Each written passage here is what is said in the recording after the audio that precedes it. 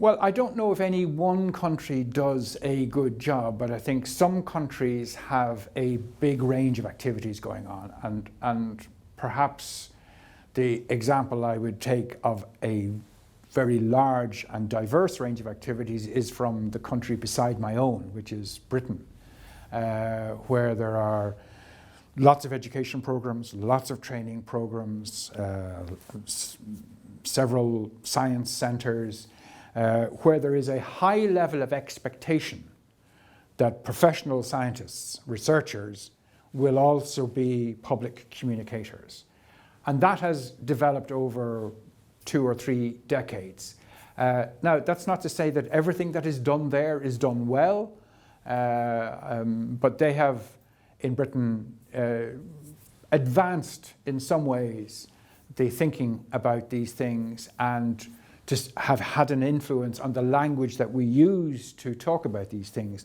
They talk, for instance, in Britain very much about public engagement. Now, perhaps changing the term from public communication to public engagement doesn't seem that big a thing, but I think it does emphasize that the communication processes are two-way or indeed multi-directional, not just one way. Australia and New Zealand are also very advanced in this way. And one of the other indicators of advance is that the science communication field itself is very professional and that the professionals meet in networks and have formed their own associations, as has happened here in Catalonia, as has happened in Portugal, as also happens in cities within Britain. Interestingly, one of the things we often look for examples of leadership in many fields to North America.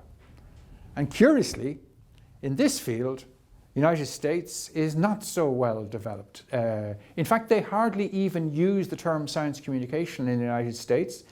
They employ, in the universities, they employ science writers, who are typically trained journalists who are then come into the universities or into the research institutions, and then they write stories that can be used by the media or that can be posted directly onto the websites and so on.